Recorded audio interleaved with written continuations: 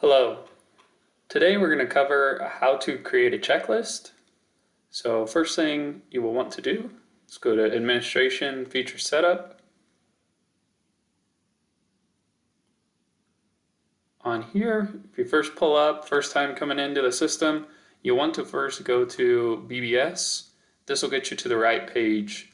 So if you are an imported client, if you came over, had your information imported, you already have your imported checklist information in the system. If you're a brand new client, you will probably have to create your categories and exposures. You can do this through the Manage page, enter those in there, and then you can update those and populate them within the checklist. But if you've imported information, you already have all that information in there, you can just build out your own checklist. So we'll want to go to Manage. And here we have our list of checklists that are already in the system. You'll see the status of active or retired. If they're active, that means they're ready to use under the Inner Observation tab. For our sake here, we want to come in, create a new checklist.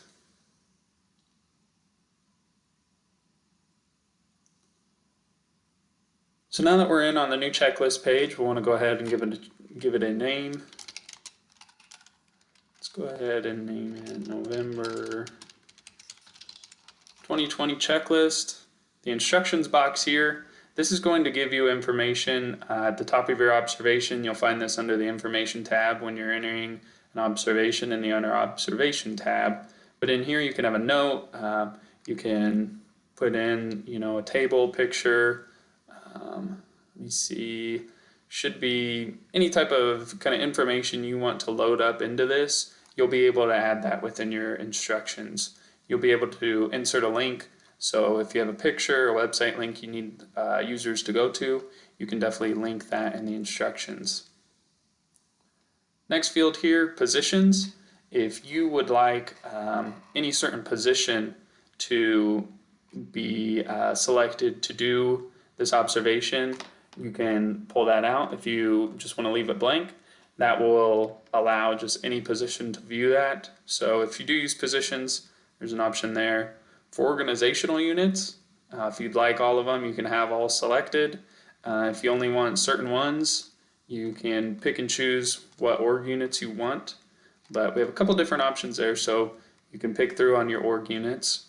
For your task tags, this is a new feature, kind of something new to observations that maybe people haven't seen. And we are able to build out, and this is under that BBS feature page as well. So if you go Administration Feature Setup, and under the BBS tab, you'll be able to set up task tags. But this allows for users to enter in maybe your top 5, top 10 most common tasks. So if you're using Task Observed, you can replace this with task tags or have this as another option. So if we're using Unloading Truck as a task tag, that can be entered in multiple ways. You could be unloading the truck, truck unloading, just unloading truck. You can have many different ways that you can type that in under your task observed, where this task tag allows you to just select your tag and it will group all those observations by. So it's an easy way for reporting to kind of view that and use those.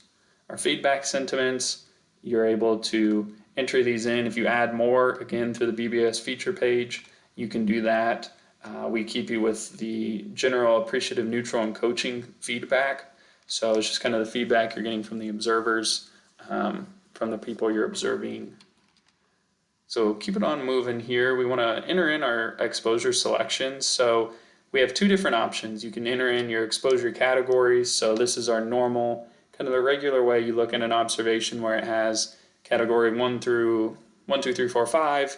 Or if you don't use categories, you just have your exposures, you can list these in through non-categorized exposures. Pages look the exact same way, just two different options that it's filling out. So the first one, I chose the exposure categories. In here, you'll see we have all different types of exposure categories for us. In here at the top of the page, you are able to enter in one-offs. So if you forgot a category here, maybe you don't have the right 2.0, you can definitely type that in. If I select this button, it's going to go ahead and add it to the list. I'm just going to go ahead, pick a couple from our list here.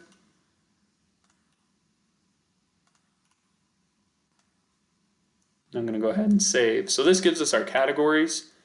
Now I'm going to go ahead and select add exposures to this category. So in here is just listing through that exposure list. So like I said, if you're a new customer, new client that didn't get imported in, what you'll want to do is enter these in. I would do that through the feature page and then come in and create your checklist. Again, you can do it up top here. You're just going to be doing a lot of one-offs. So it's just whatever you prefer. But in here, come through, pick what your exposures are. These two, if you don't have the numbers at the front, if it's just the names, it will go alphabetically. So if you have to move some of these around, say these do go by alphabetically, you want them that way, you can. You can also just pick up, drag and drop any one of these. You can edit the name of those from that exposures spot on the feature setup. So just different ways that you're able to set these up. So again, for housekeeping, let me scroll down to some that maybe aren't numbered. So I can kind of show you on these how have random ones. It may not be the exact setup that you have. So like I said, it comes through alphabetically. You're able to drag and drop these. So you can move them around. You can also move them into different groups. So if you want to add them all into one and move them around, you can definitely do that too. So that's how you add your categories and exposures to your checklist. So next we have the checklist features. So these are all the settings that you can turn on for a checklist. We have enable all. Really don't consider using that. I don't think you would really want every single feature turned on and to be required. Some of these are more general use. Again, each one at the top, we have our enable all for general, enable all for comment features, and then enable all for exposures. So kind of go through, tell you each one of these. So we have the area field. So area, location, just kind of filler in there. So we have enable area. We can require this. We can also make it a single select. So if you only want one selection from your area, you can have that be a single select. You can require it. Enabling just turns that on or off. So if you don't have area, you definitely don't need to have this enabled. Even if you have it enabled and there's no data in the area field, nothing will show, obviously, since there's no data. But you're able to choose those. Again, department, require, enable single select, same thing with shift. Next, we have our number observed. So that one will pull up so users can enter their number observed. On this field, we do not have any type of way to cap the number or limit it. It's always going to be listed at 1 when you go into do your observation. So from there, you're able to move it off of that 1. Next, if you use coaching and you have coaches listed as your users, you can enable that. Again, if there's no coaches listed, it'll just be blank, but if you do add those in later, they will show up. We have our task observed, so this is just a blank field where you're able to enter in any type of task that the user is observing. We have our task tags that I just talked about at the top of the page. You can have one of these, either of them on. Again, you can require those. We have our file upload, so this is just a general file upload. So for if you want to have a picture, maybe of the area that the work was done, if you want maybe an upload of the checklist, you can definitely have that. If you'd like action items for the full observation, you can turn that on. This one isn't going to be with exposures, it's just going to be for the general observation, the general checklist. Next, we have custom forms. So these are going to be your variable and your flag fields, your flag forms. Most of the time for the header field, for the header custom form, we want to enter in our variable. We'll talk about the flag here in a bit. We always put this at header, so I would suggest just doing that. But if you use footer and think that you'd like that better, you can definitely move it around. Moving on now to the comment features. This one is just a general comment, so it is just for the checklist comment and not the exposure that we're going to talk about here in a second. It's just the checklist comment features. So we have our general observer comment. We can require this. You can have text prompt in there, so if you need them to fill something out, you can definitely have that. We have reviewer comment, does the same thing. This is only going to show up for reviewers, so if you're in that reviewer role or have users in the reviewer role, this will show for them.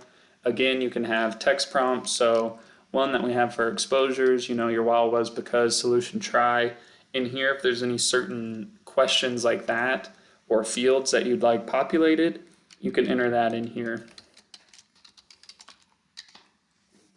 So any text that you have, this is automatically going to populate, so it'll be there either to answer, it'll also be there that they can still erase. It's just kind of a prompt there for them.